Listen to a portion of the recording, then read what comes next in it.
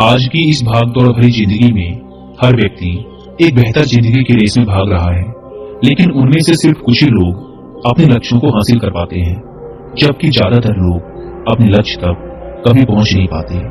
हम जब भी अपने लक्ष्य की ओर अपना कदम बढ़ाते हैं तो हमारे मन में तरह तरह के विचार उठने लगते हैं, जैसे मैं इसे हासिल कर भी पाऊंगा या नहीं, अरे इसमें तो बहुत समय लगेगा, लेकिन मेरे पास तो इतना समय ही नहीं है, अगर मैं सफल हो गया तो लोग क्या कहेंगे, वगैरह वगैरह। लेकिन इन सब में भी जो सबसे बड़ा डर रहता है वो ये है कि मैं इस काम में सफल हो भी पाऊंगा या नहीं। तो आज की इस बौद्ध कहानी के माध्यम से हम जानेंगे कि अपनी असफलता के डर को कैसे खत्म किया जाए, और साथ ही हम ये भी जानेंगे कि हमारे मन में यह असफलता का डर क्यों पैदा होता है, इसका क्या कारण है। तो आइए कहानी को शुरू करते हैं। बहुत समय पहले की बात है। एक बौद्ध सन्यासी एक जंगल के पास अपनी कुटिया बनाकर रहा करते थे। वे बौद्ध सन्यासी बहुत ही बुद्धिमान व्यक्ति थे। जो भी उनके पास अपनी समस्या लेकर आता वो बहुत ही बुद्धिमानी से उसकी समस्या का समाधान निकाल देते। एक दिन वे वहीं पास के ही एक गांव में भिक्षाटन के लिए गए। जब वो भिक्षा मांगकर वापस लौट रहे थे तो रास्ते में उन्हें एक युवा व्यक्ति ने रोक लिया और कहा, मैंने सुना है कि आप किसी भी समस्या को बड़ी बुद्धिमानी से सुलझा देते हैं।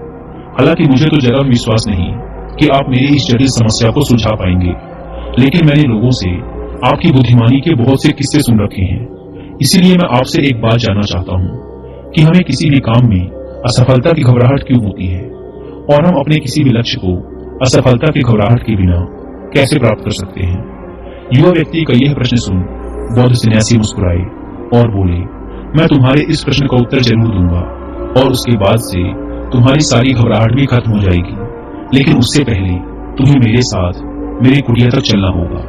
वह युवा लड़का उस सन्यासी की बुद्धिमत्ता को परखना चाहता था, इसीलिए वह कुटिया तक जाने के लिए तैयार हो गया।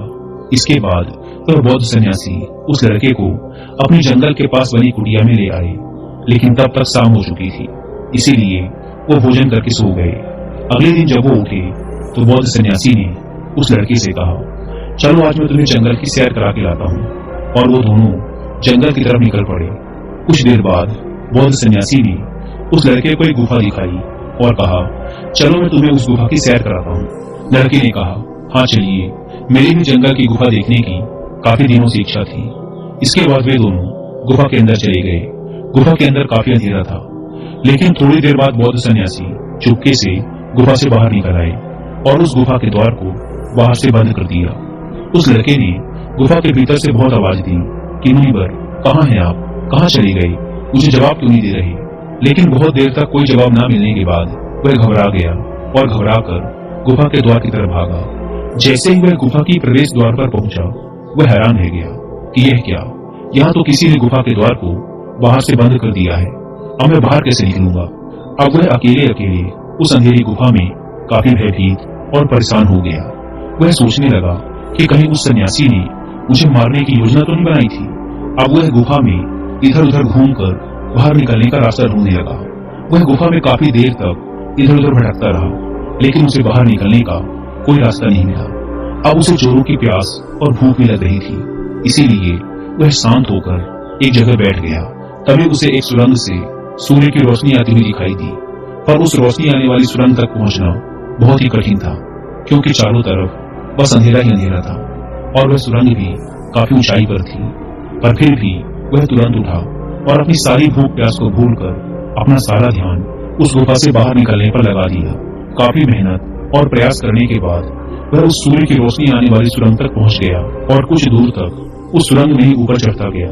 तभी अचानक उसे वह सन्यासी हाथ आगे बढ़ाता हुआ दिखाई दिया। वह लड़का झट से उस सन्यासी का हाथ पकड़कर बाहर आ गया और बाहर निकलते ही उस सन्यासी को गुस्से से चिल्लाकर कहा, मुनिवर, आप पागल हो गए हैं, आप मुझे इस अंधेरी गुफा में अकेले छोड़कर आ गए।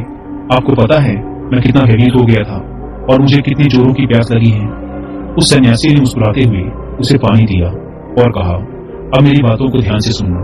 तुम इस गुफा के बाहर सिर्फ दो कारणों की वजह से निकल पाए, जिसने तुम्हें इस गुफा से बाहर निकलने के लिए मजबूर किया। पहला कारण, क्योंकि तुम्हें जोरों की प्यास और भूख लगी थी, और दूसरा कारण, तुम्हें वहां घुटन महसूस हो रही थी, क्योंकि तुम्हें मित्रों और परिवार वालों के साथ रहने की आदत पड़ चुकी है। अब मैं तुम्हें दो मुख्य कारण बताता हूँ जिसकी वजह से तुम इस गुफा से बाहर निकल पाए। पहला कारण, क्योंकि तुम्हारे साथ वहां ये कहने के लिए लोग नहीं थे कि इतने अंधेरे में इतनी ऊंचाई पर तुम उस सुरंग तक कैसे पहुंच पाओगे, ये तो असंभव है। और दूसरा कारण, वहां ये कहने के लिए भी लोग नहीं थे कि चलो कोई दूसरा रास्ता देखते हैं, इससे भी आसान रास्ता मिल जाएगा और हम बहुत आसानी से इस गुफे से बाहर निकल जाएंगे। सफलता प्राप्त करने का नियम भी कुछ ऐसा ही है। ये तो मैंने तुम्हें सफलता कैसे प्राप्त करें इसकी एक छोटी सी दुनिया बनाकर दिखाई है, पर वास्तविक दुनिया इससे कहीं अधिक जटिल होती है। वहाँ हमें सलाह देने के लिए बहुत से फालतू लोग मिल जाते हैं जो खुद तो कुछ कर नहीं पाए, लेकिन हमें ज्ञान देंगे कि ये मत करो, ये बहुत कठिन है, ये तुमसे ना हो पाएगा, इससे अच्छा तो तुम वो काम कर लो, उसमें तुम्हें निश्चित रूप से सफलता मिल जाएगी। और ऐसे ही वो हमारे दिमाग को भटकाकर चले जाते हैं और हमें खुद पर संदेह होने लगता है। सफलता न मिलने का एक बड़ा कारण ये भी है कि सफलता प्राप्त करने की प्रक्रिया बहुत लंबी होती है, और यहाँ जब हमारा मन घंटों घंटों बदल जाता है तो फिर लक्ष्य प्राप्ति के महीनों और सालों के प्रयास में हमारा मन क्यों नहीं बदलेगा। हमारा मन बदल ही जाता है और हम उस रास्ते को छोड़कर अलग अलग रास्ते अपनाने लगते हैं। गौतम बुद्ध अक्सर अपने शिष्यों से कहा करते थे कि परेशानियां हमें तभी दिखती हैं जब हमारा ध्यान हमारे लक्ष्य पर नहीं होता, और ये बात 100% सही है। जैसे जब एक तीरंदाज तीर मारने वाला होता है तो वह अपनी एक आंख को बंद कर लेता है और दूसरी आंख से सिर्फ लक्ष्य को देखता है, तब जाकर वह अपने लक्ष्य को भेद पाता है। ठीक इसी प्रकार हमें सफलता का डर तभी लगता है जब हमारा ध्यान अपने लक्ष्य पर ना होकर रास्ते पर आने वाली कठिनाइयों पर होता है। तुम भी इस गुफा से बाहर इसीलिए निकल पाए क्योंकि तुम्हें गुफा के अंदर सुरंग से आने वाली रोशनी के अलावा और कुछ दिखाई नहीं पड़ रहा था। अगर उस गुफा के अंदर प्रकाश होता तो तुम वहां के बड़े बड़े गड्ढों और कीड़ों मकोड़ों को देखकर डर जाते और उन्हें भटकते रह जाते। इसीलिए अपना सारा ध्यान केवल अपने लक्ष्य पर टिकाए रखो और आसपास क्या हो रहा है, लोग क्या बोल रहे हैं, उस पर ध्यान देना बंद कर दो।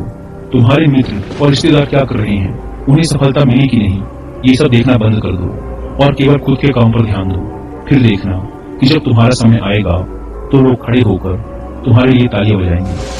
और इतना कहकर वो बौद्ध सन्यासी मौन हो गए। उस युवा लड़के ने कहा, मुनिवर, आपने तो आज मेरी आंखें ही खोल दी। आपकी कही हर एक बात में मुझे बुद्धिमानी नजर आई। आप सच में बहुत बुद्धिमान हैं, इसीलिए सभी आपकी बुद्धिमानी का लोहा मानते हैं। मैं आपको वचन देता हूँ कि आज से मेरे मन को कभी भी असफलता का भय नहीं सताएगा।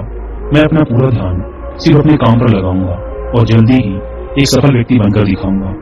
इतना कहकर उस लड़के ने बौद्ध सन्यासी का धन्यवाद किया और वापस अपने गांव चला गया।